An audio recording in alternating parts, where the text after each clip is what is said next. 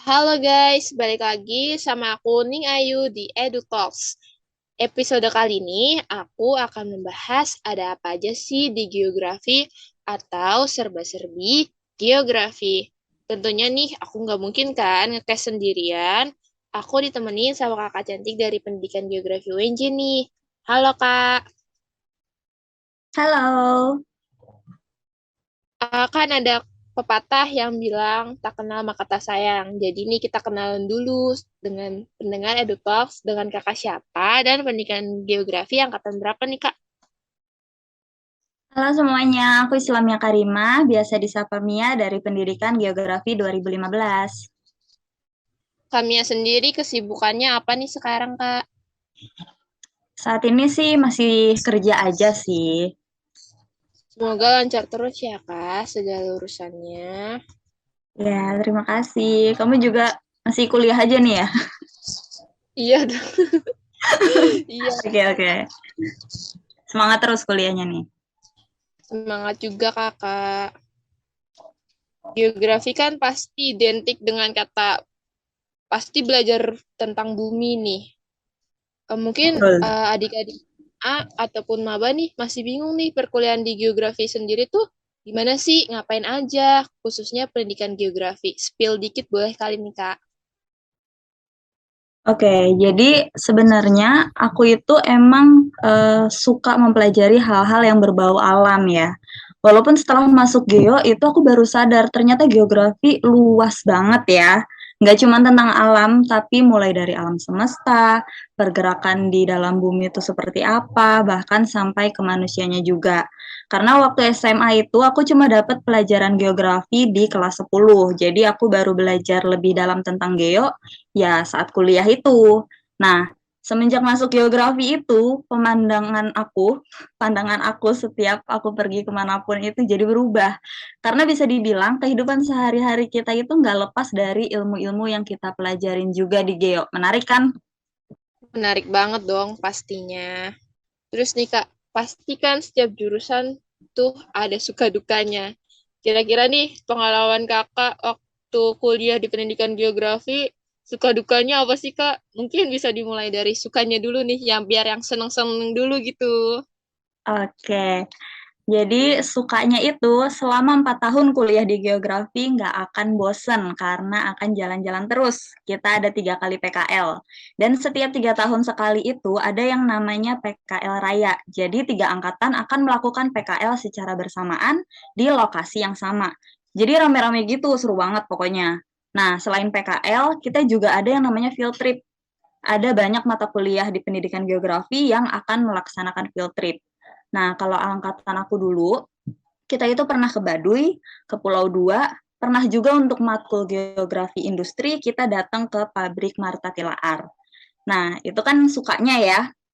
Kalau untuk duka, mungkin bukan duka ya, tapi lebih ke kesulitan apa yang dialami selama kuliah gitu nggak sih? Iya, Kak, bener. Oke, jadi perlu digarisbawahi dulu sebelumnya, nggak ada program studi yang gampang dijalanin. Semua pasti punya kesulitan dan tantangannya masing-masing. Nah, kalau untuk di geografi sendiri yang aku lihat, banyak mahasiswa yang akan merasa kesulitan di pembuatan peta. It's okay, nggak apa-apa, itu bisa dipelajari pelan-pelan. Nah, biasanya di setiap angkatan itu ada aja mahasiswa yang cepat paham tentang cara bikin peta. Jadi bisa deh tuh sharing-sharing ke teman-temannya yang belum bisa, terus belajar bareng supaya sama-sama bisa. Nah, sekarang aku gantian pengen nanya nih, boleh nggak? Boleh-boleh, Kak. Oke, jadi Ning sendiri nih sebagai mahasiswa pendidikan geografi, udah jalan-jalan kemana aja? Aku sih baru field trip ke eh, Cigudeg sih, karena waktu itu mata kuliah geografi pedesaan dan kita harus turun lapangan buat survei di sana. Tapi untuk PKL belum karena angkatan online ya masih COVID, jadi belum bisa PKL gitu. Walaupun angkatan lain tuh PKL secara offline, tapi angkatan aku sendiri geografi pendidikan angkatan 21 memilih untuk online, tapi mungkin nanti semester depan atau semester 4 itu ngambil PKL-nya secara offline karena emang udah ditentukan secara offline untuk tahun depan kayak gitu, Kak. Oke, mantap. Berarti kedepannya bakalan jalan-jalan beneran nih ya, udah nggak online lagi ya. Pastinya dong, pastikan banyak juga mata kuliah yang emang jalan-jalan. Itu dia kesukaannya di geografi, jalan-jalan terus. Terus nih Kak, pasti kan kadang ada orang yang berpikir, ah ngapain sih masuk pendidikan geografi ataupun geografi, prospek kerjanya tuh kecil, paling tuh hanya jadi guru, dosen, ataupun peneliti gitu Kak. Sebenarnya nih, prospek kerja seorang geografer sendiri tuh apa sih Kak? Karena ya orang tuh masih eh, bisa dibilang memandang rendah jurusan geografi sendiri itu Kak. Oke, ya sebenarnya sih memang sesuai dengan nama prodinya, prospek kerja utama di pendidikan geografi pasti jadi guru ya.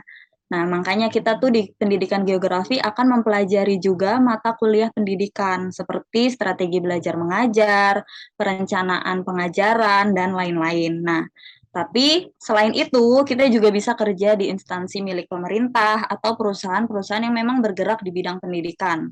Nah, tapi kalau misalnya teman-teman ada yang udah lulus S1 terus lanjut lagi pendidikannya, itu akan ada kesempatan juga untuk menjadi dosen.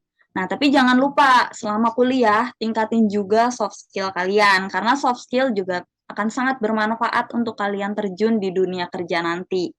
Nah, kalau misalnya ada nih dari teman-teman yang udah terlanjur masuk pendidikan geografi, tapi nggak ada keinginan untuk jadi guru atau tenaga pendidik gitu ya. Jangan sedih, kalian itu masih punya peluang untuk kerja di bidang lain dengan catatan kalian harus punya kemampuan. Nah, makanya perlu digali lebih dalam lagi soft skill kalian itu. Jadi itu sebenarnya eh, emang kita ditujukannya emang buat jadi guru, tapi sebenarnya bisa di prospek kerja yang lain gitu ya Kak. Betul. Selanjutnya nih, sebenarnya ada nggak sih tips dan trik nih buat lulus tepat waktu waktu kuliah di pendidikan geografi sendiri? Oke, sebenarnya dari kendalanya masing-masing. Kalau kendalanya itu memang dari mahasiswanya, misalnya males atau udah sibuk kerja, keenakan cari duit gitu kan, jadi males ngerjain skripsi gitu kan. Nah, solusinya ya cuman ngelawan rasa males itu. Mau nggak mau ya harus diselesaikan skripsinya. Terus kalau misalnya kendalanya, aduh dosennya susah nih ditemuin, itu tunjukkan kemampuan kalian, tunjukkan tekad kalian untuk bisa lulus, dan memang kalian sangat-sangat ingin lulus gitu. Jadi balik lagi ke pribadinya masing-masing ya Kak. Gimana kita ngebangkitin lagi semangat kita dan ingat tujuan awal kita kenapa masuk di pendidikan geografi itu sendiri. Benar nggak Kak? Betul, karena sebenarnya dosen itu pengen lihat tekad kalian untuk lulus itu sekuat apa sih gitu. Oke, kita masuk ke pertanyaan yang terakhir nih. Bukan pertanyaan sih, lebih saran. Kenapa harus masuk pendidikan geografi UNJ nih Kak? Oke, jadi buat teman-teman yang memang bercita-cita untuk jadi tenaga pendidik dan suka mempelajari ilmu-ilmu geografi, kalian boleh banget masuk pendidikan geografi karena akan ada banyak ilmu baru yang akan kalian pelajari setelah masuk di prodi pendidikan geografi. Lebih sering jalan-jalan ya Kak? Betul sekali. Nah, seru banget kan pokoknya masuk geografi itu. Jadi, jangan takut buat masuk pendidikan geografi guys, karena emang prospek kerjanya sebenarnya luas dan juga seru banget di pendidikan geografi. Wah, Betul. banyak banget nih info tentang pendidikan geografi UNJ yang kita dapat dari Kamia.